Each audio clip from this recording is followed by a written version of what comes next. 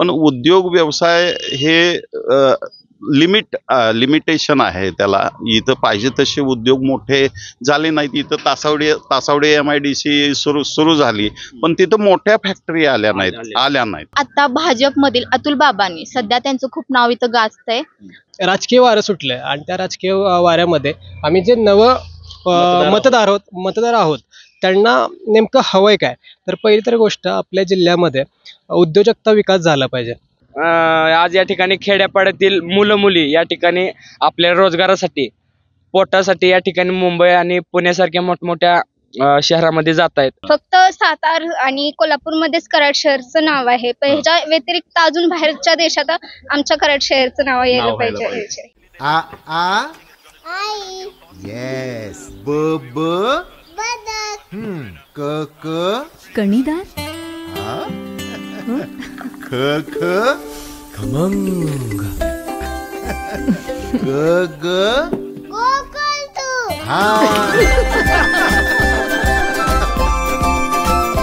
अगदी घरच्यासारखं.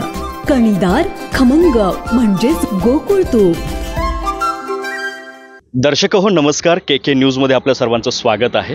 सध्या विधानसभेची वातावरण निर्मिती सुरू झाली आहे, कारण काहीच दिवसामध्ये आता विधानसभेच्या निवडणुका जाहीर होतील आणि त्यानंतर ही रणधुमाळी सुरू होईल. परंतु त्याच्या आधीच विद्यमान आमदारांनी प्रत्येक ठिकाणी आपलं काम सुरू केलेलं आहे. प्रचाराचं काम असेल, लोकांचा संपर्क असेल, आणि त्याचबरोबर जे इच्छुक उमेदवार आहेत त्यांनी आपली मोर्चेबंदी जोरात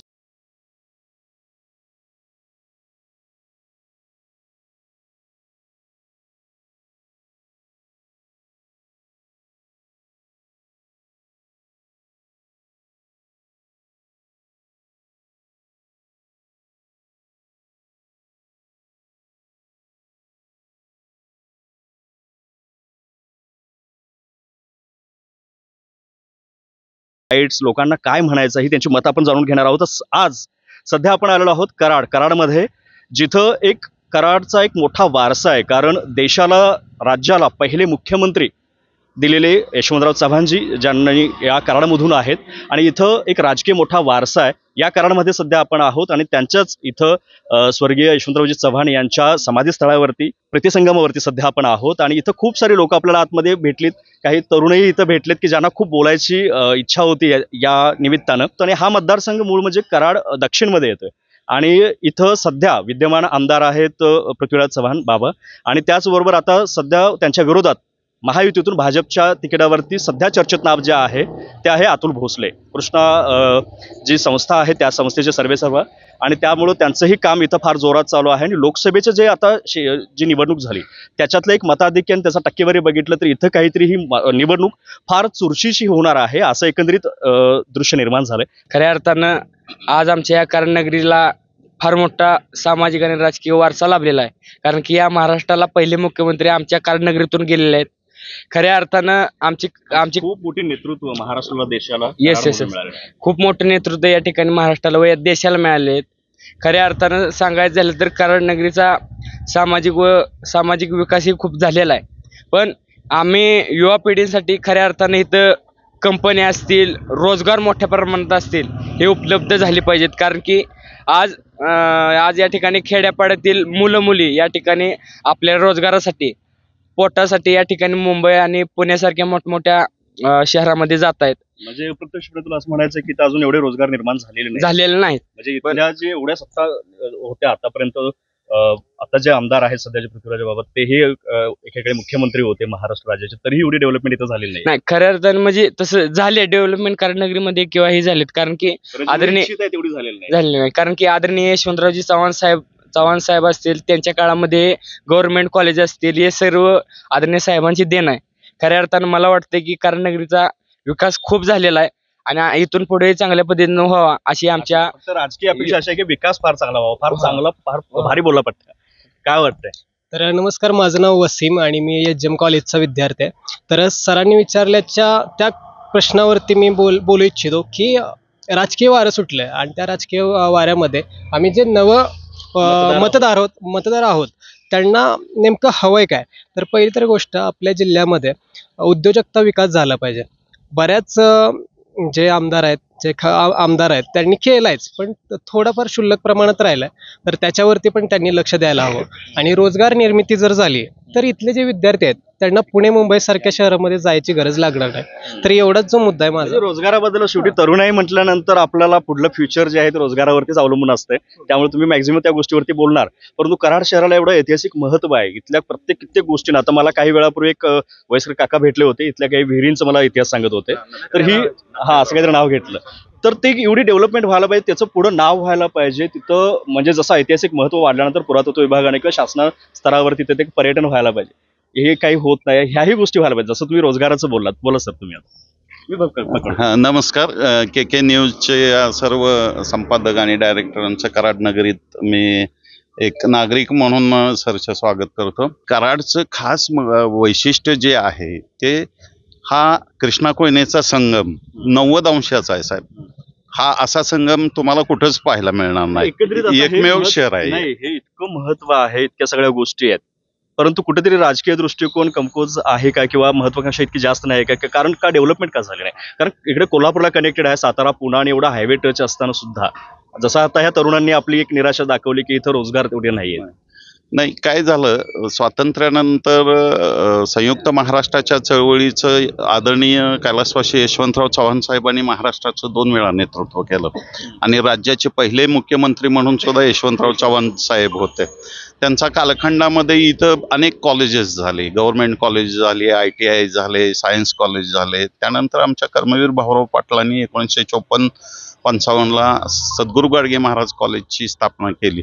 शैक्षणिक दृष्ट्या कराड आज प्रगत आहे, पण इथं तुम्ही म्हणता तसे रोजगार निर्माण फारसे झाले नाहीत. का झाले नाहीत याचं कारणही मी तुम्हाला सांगतो की हा कृष्णा काठ आहे, सदन काठ आहे, आणि इथं बहुतांशी परंपरागत शेती हा व्यवसाय असल्यामुळं पशुपालन, कुक्कुटपालन हे व्यवसाय इथं तेजीत आहेत. आणि जवळच सह्याद्री सहकारी कारखाना आदरणीय कैलासवासी PD पाटलांनी सुरू केलेला होता. कृष्णा सहकारी साखर कारखाना कैलासवासी यशवंतराव मोहिते, आबासाहेब मोहिते, त्यानंतर जयवंतराव भोसले, आता प्रस्थापित जे आहेत ते सुरेश बाबा, अतुल भोसले, हे भाजपचे सगळे लोक या परिसरामध्ये राजकीय वारसा आहे.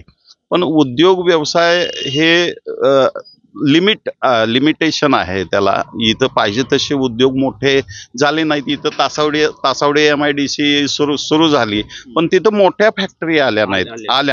जशा आशिया खंडातील सगळी पुणे, आपल्याकडे जवळचं कोल्हापूरला 5 star MIDC, 5 star Kagal Hupari परिसरात 5 स्टार MIDC झाली, तशी इथं MIDC झाली नाही कराडला.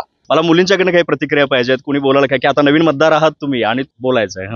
काय वाटतं, राजकीय एकंदरीत राजकारणावरती राहिलं तरी तरुणाईचा विकास म्हणून काय करायला पाहिजे नेत्यांनी इतकंच करायला पाहिजे की रोजगार निर्माण करायला पाहिजे.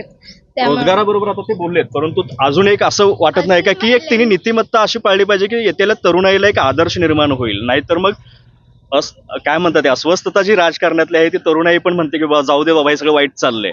त्यामुळं नीतिमत्ता तरी पाळली पाहिजे, किंवा इतर असं राजकारण व्हायला पाहिजे. असं वेगळे काहीतरी नियम करायला हवेत की जे तरुणाईला पटेल सुद्धा, आणि ते म्हणजे ते प्रोत्साहन. मतदार आहे स्वतः. हो, एकंदरीत काय वाटतं, कराड मधला विकास आहे चांगला का अजून व्हायला पाहिजे? अजून व्हायला पाहिजे, जास्त व्हायला पाहिजे. म्हणजे फक्त सातारा आणि कोल्हापूरमध्येच कराड शहरचं नाव आहे, पण ह्याच्या व्यतिरिक्त अजून बाहेरच्या देशात आमच्या कराड शहरचं नाव यायला पाहिजे. मग एकंदरीत राजकीय बदल होईल का नाही होईल काय वाटतं तुला? काय माहित नाही ऍक्च्युली, मी पण सांगू शकत नाही होईल का नाही, पण ते नेत्यांच्यावर अवलंबून आहे. प्रचारावर अवलंबून. इथलं त्या व्यतिरिक्त कोण आहेत? काका तुम्ही बोला, तुम्ही कुठले इथलेच आहात? गावातले कारवेचे आहात.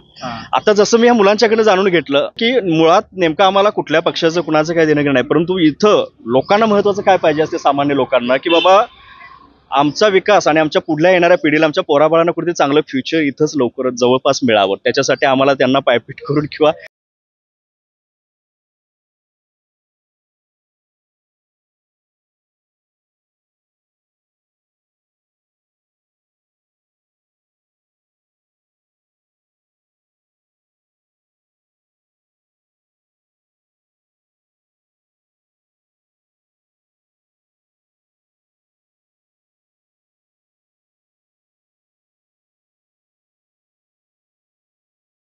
अशी ही अडचण सांगितली जाते की आमच्याकडे रस्त्यांची वाट लागली आहे, पाण्याची वाट लागली, म्हणजे वेगवेगळ्या मतदारसंघात. इथलं मला अजून माहित नाही, मला तुमच्याकडे जाणून घ्यायचं आहे की बाबा इथं तशी डेव्हलपमेंट चांगली आहे का? मग चांगले आहेत सर तशी. हा. हा, एक नंबर आहे, चांगले आहे. एकंदरीत पण अजून थोडी चांगली व्हावी. नवं मतदार आहेस, येस यावेळी मतदान करणार आहेस स्वतः जोरात? हो म्हणजे सगळ्यात स्वतःच्या पहिलं विचाराने करणार काय नाही माझ्या स्वतःच्या विचारावर. ऑफकोर्स. मग तुझं काहीतरी आता अभ्यास असणार नेत्यांचा, कोण कसं करतंय का? हा ऍक्च्युली माझं नाव प्रियांका आहे, प्रियांका महापुरे. मी एचएम कॉलेजची विद्यार्थिनी आहे. सो मला असं वाटतं की आपल्या कराड शहराचा खूप भरपूर विकास झालेला आहे, नाही असं नाहीये. पृथ्वीराज बाबांनी पण सरांनी पण आपल्यासाठी खूप काही केलंय. आणि आता सध्या मी इथलीच आहे, सैदापूरमध्ये राहते. सो आता भाजपमधील अतुल बाबांनी सध्या त्यांचं खूप नाव इथं गाजतंय. तर मग त्यांनी आमचे श्री पावकेश्वर मंदिर म्हणजे महादेवांस त्यांना 9.72 कोटी हे सरकारकडून जाहीर करून दिलेत. का तर ते प्राचीन मंदिर कोणी अतुल बाबांनी. येस हा ते सध्या मग त्यांनी आमच्या मंदिरासाठी 9.72 कोटी असे रुपये दिलेले आहे सरकारकडून. ते मंदिर पुन्हा म्हणजे तेही काही पदावर नसताना विकास कामात पुढाकार घेत आहेत. हा असं म्हणजे सगळे नेते आपापल्या ठिकाणी बरोबर आहेत, खूप छान आहे. पण असंच म्हणायचंय की आपल्या ह्या कराड शहराला जिल्हा या नावाने घोषित करावा अशी अपेक्षा. आणि आता सध्या जी सिच्युएशन मुलींवर चालू आहे त्याविषयी माझं मत असं आहे की नेत्यांनी फक्त त्यांच्या मतदान किंवा त्यांच्या असं कोण आपल्याला मतदान देईल किंवा कोणत्या ठिकाणी विकास, तुम्ही कामापुरते विकास करू नका. ऍक्च्युली त्या माणसांपर्यंत तुमचं नाव गाजलं पाहिजे. प्रत्येक ह्या शहरातली किंवा ह्या भारतातली प्रत्येक स्त्री ही सुरक्षित असली पाहिजे. यासाठी तुम्ही थोडं कार्य केलं तर महिलांना किंवा मुलींना सुरक्षित, आणि ती स्वावलंबी बनली तर तिचं काहीतरी ते करू शकते, नाहीतर मग तिचं आयुष्य तसं राहत नाही. हा तेच की म्हणजे मुली म्हणजे ह्यांच्यासाठी काही नियम वेगळे केले पाहिजेत किंवा असं मला असं वाटतं की कराड शहर. छान बोललीस, आणि तुला आकडेवारी पण एकदम अशी पाठ लक्षात ठेवलीस. म्हणजे तुला आज अभ्यास आहे राजकीयाचा. जे आज आपण प्रतिसंगमावरती आहे, परंतु कराड शहरामध्ये पण जाता लोकांना नेमकं काय म्हणायचं आहे, इथल्या विकासाबद्दल खूप वेगळी मतं आहेत काही लोकांची. जसं मगाशी आम्हाला काही आतमध्ये लोक भेटली होती, त्यांचीही मतं वेगळी होती तिथल्या इतिहासाबद्दल जतन करण्याबद्दल. तर या सर्व गोष्टी आपल्याला जाणून घ्यायच्या आहेत. चला तर धन्यवाद. अशाच नवनवीन अपडेट पाहण्यासाठी आमच्या कोल्हापुरी कारभार म्हणजेच KK न्यूज चॅनेलला सबस्क्राईब करा.